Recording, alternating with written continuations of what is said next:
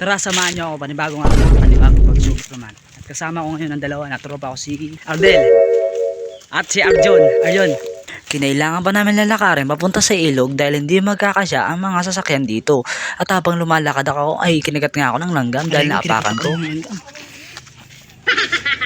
Ngayon naman, ang gagawin naman namin ay gagawa kami ng manginasal at maliligo kami sa ilog dito. May daldala kami ng gas para pang apoy. Di naman nga kalayuan ang lalakarin namin. Kunting lakad lang nga at kunting minuto lang nga, nandun na kami sa ilog na pupuntahan namin. Si Arjun nga ay taga rito sa Lahong, kaya nagdesisyon kami ng mga tropa ko na dito na lang kami pumunta sa ilog. At hindi nga nakasama na iba dahil mga busy nga.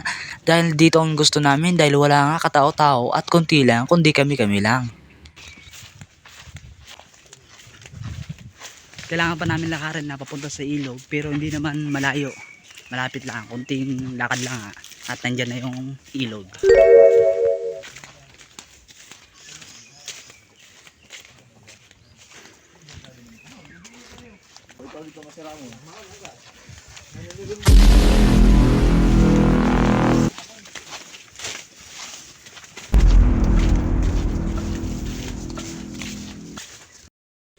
Nasa kagubatan kami mga lods. So ito, bababa na kami mga lods.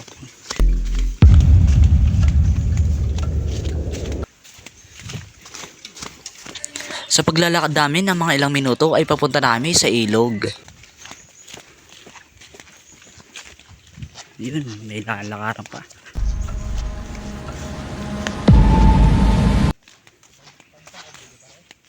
Dito na yung view mga lods.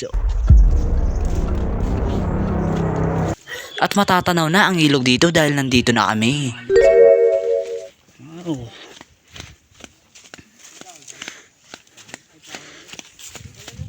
Wow, pre, maganda baga pre ho. Sabi. Mo sabi ko sa'yo, hubas baga. Ngayon naman ay ready ko naman ang mga gamit para makapagsimula na ng umiyaw ng manok. Ilabas ko yung mga gamit mga lods. At yung lagayan. At syempre lagayan ng kape. At oling. Tabnel. Tabnel ka mga lods. Tuyo. Patalim. At suwa. Nilalagyan na ni Ardel ng ang gas para mabilis umapoy.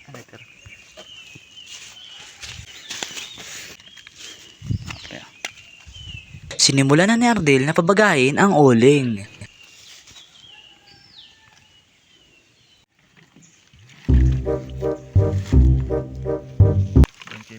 Dalawa lang nga kami dito ni Ardel dahil si Arjon ay nakalimutan nga niya ang parilyahan.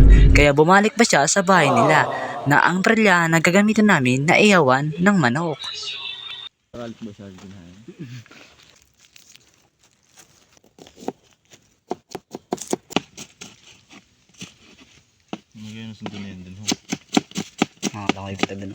Si Ardel pala ang papayamin ko ng manok at siya ang papatiplayin ko ng manok na gawing manginasal dahil hilig din niya na magluto ng mga pagkain.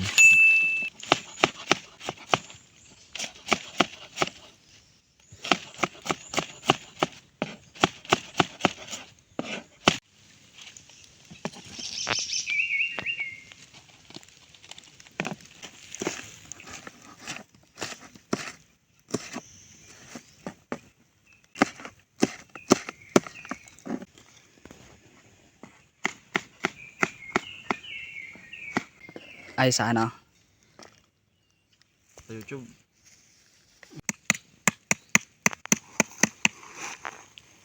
Yan iba.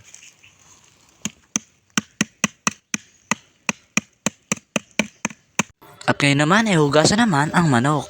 Itong ano yung Lalagyan natin ng tubig yung manok at hugasan nga. Kaya nagdesisyon kami na hati-hatiin na lang namin ang manok para nga dumami. At para marami ang makain namin kapag inihaw na namin at kapag naluto na. Kama ka na? Kasi naggatong. Nulot ko pa na? Gatong na. Hindi sarap ako na.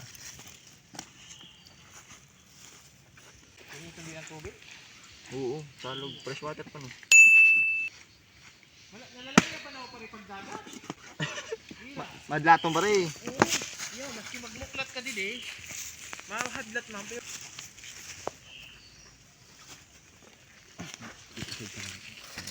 Kaya paminta naman ang ilalagay sa manok.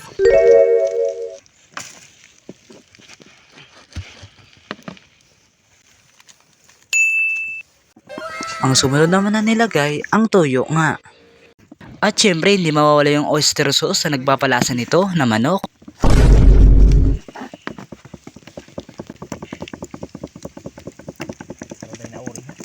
Wow.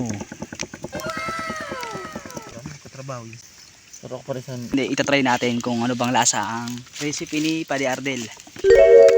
At ang ginawa naman ni Arjon ay nagpaypay siya sa mga ulim para bumaga na nga at para makapag-iyaw na kami. At si parang Ardel naman ay sinimulan na halo-haluin ang mga sangkap na nilagay sa manok. Tulad ng mga oyster sauce, suwa, paminta, bawang, sibuyas, at tuyo, at asukal. Pare, namuta pare. Bagang ano siya talo? Ikutan mo guys, nahamot niya. Ano pa di? Yan na may... May dating. Oh, may dating talaga. Ano sabihin mo, may dating. Hindi na nga namin napaabot ng 1 hours na babad ang manok dahil mag-iihaw na kami kaya napaabot lang namin na babad na mga 5 minutes. Kaya abala na si Ardel sa paglagay ng mga sangkap tulad ng mga suwa. Sumunod naman na ilalagay ni Ardel yung asukal. Asukal naman mga lads, so ilalagay naman dito sa manok. Mukhang masarap talaga to pag naluto to.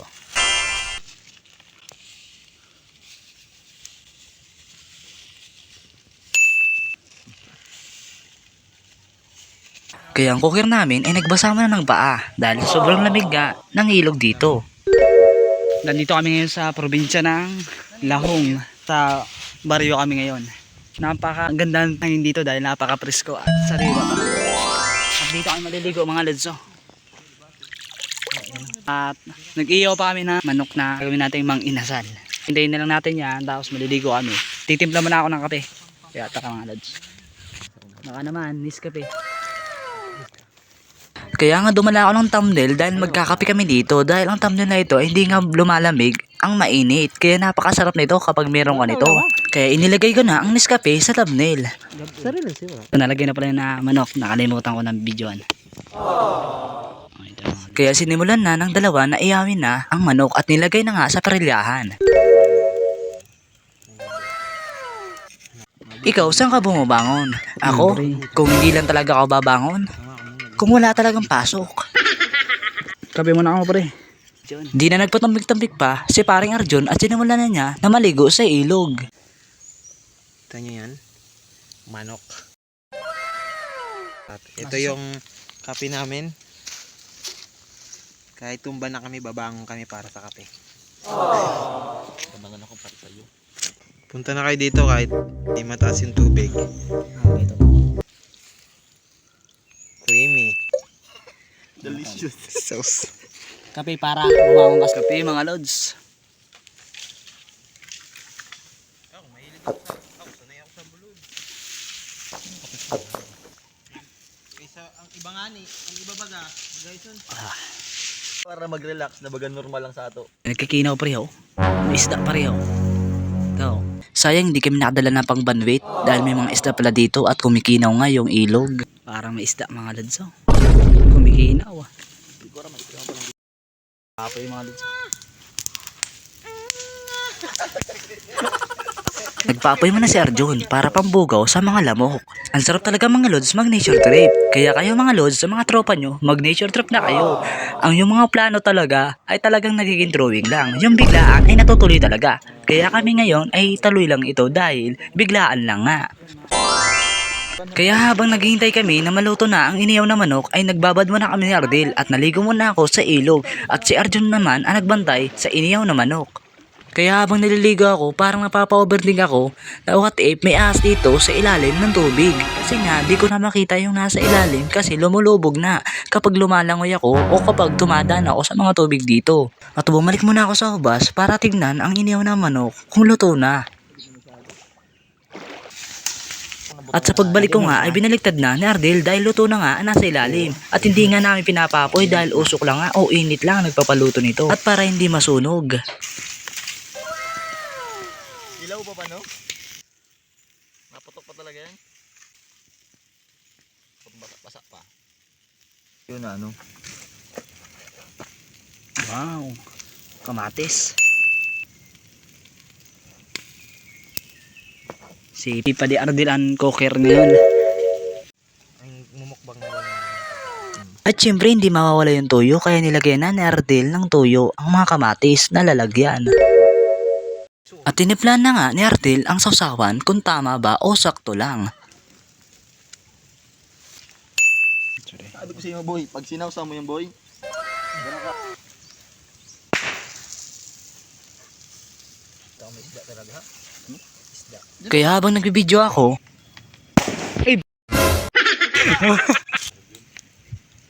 sipag ni Padi Arjo. Ay tinatawag ka pag may bayad ha. Pag walang bayad, pasipag. Kaya titikman mo na ni Ardel kung ano ba talagang lasa. Ano, kulang pa? Sige ano. Titikman ko. Pwede na mag-asawa pa rin. Wow, sarap. Pwede ka na mag-asawa, tol? Padi Arjo naman. Di pa rin, ano kutsilyo. Okay pare. Goods. Pwede na. Kaya tinulungan na namin si Arjon na gumatong ng kahoy. At pagkatapos ito ay kakain na kami ng manok na iniyaw. At kami naman ni Arjon ay kukuha kami ng daon ng saging para lagyan ng mga pagkain at para magbudol fight kami ng 3. Bad trip mo ha? Bad trip.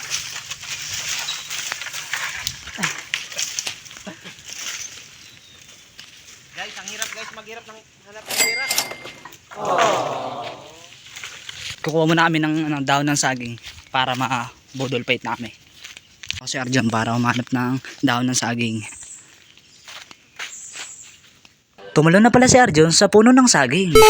Sa nagmamayari nga pala nito ay hingi lang po kami ng daon ng saging. Maraming salamat po. Sakat na si Arjon para kukuha ng daon ng saging. Ako na, katigil. Ito na.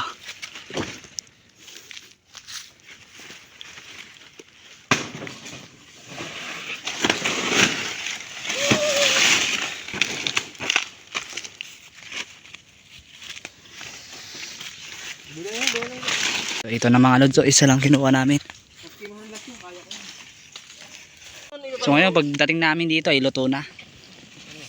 Luto na yung iniyaw na manok. Ay! Namatay? Dito daw ako pre. At sinimulan na natin ang daon ng saging para ipatong at para lumawak nga. Kainan na. Kaya kinuha ko na ang kanin para ilatag ang kanin sa daon ng saging. Sa amoy pa lang nito ay parang madadama mo na talaga ang sarap na pagkaluto ng iniyaw na manok na ito. Yun. Literal talaga na amang inasal. Oo, pinamahin ko. Wala naman. Kaya sinimulan ko na ikalat ang kanin sa daon ng saging. Kakalatin natin to para kain na lang, hindi siya masyado bukol-bukol. Okay na. Ito na, nilagay na sa kanin.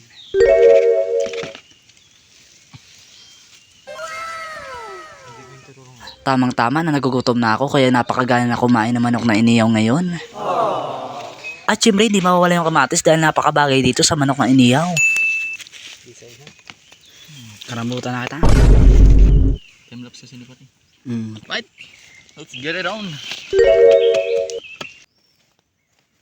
Video, ang sasawa na.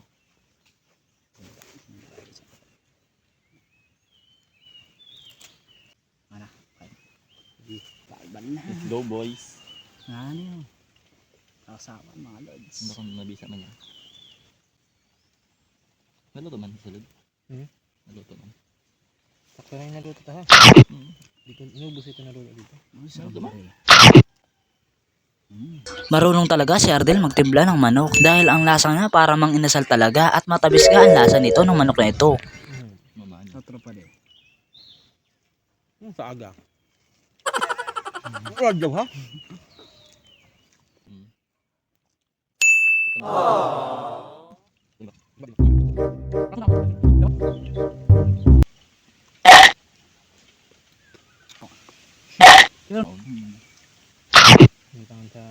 Kaya mapagal na pala pag nantuto nga. Tayo. Kami mga Barkada ko. Planado talaga. Luluto na kami. Kami sa ito pala yun. Suso. Maralaba kami soon, tapos Sabi. kami sa ito. Hay, sabi mo sin, masabi soon, ay na malaba ako, maagda. Tatapusan namin yun. Sararo kita. Kaya mga ano lang kaya ng kwarta. Manok sa ako, karin sa inyo. Isda. At ngayon mga lods ay tapos na kami kumain at busog na nga kami. At ngayon mga lods, naubos na ang kinakain namin na manok na iniyaw. Lods, kaya yun, maliligo naman kami sa ilog. Busog ako lods. Tapong ko to mga lods sa ilog ko. Dahil nandun ang mga isda. Kita nyo. Ikaw niya pala udo. Yan. Kaya itatapong ko na mga lods. May hilo. Ay pagpagram ni pwede. At talagang kinakain talaga nila yung gob, yung pinalana. O to, magalaw din sila. Maalisto din. Napakadami nga isda dito sa ilog. Medyo maliliit pa nga sila at nakalimutan ko ang pangalan ng isda na to. Kaya bago kami umuwi mga lods ay maliligo muna ako o magbababad muna ako mga ilang oras o mga ilang minuto lang mga lods. Napakasarap talaga maligo dito sa ilog dahil napakalamig at napakapresko. Talagang kung gusto mo ng mga malalamig na tubig ay dito sa ilog. Napakapresko sa katawan at pwede na.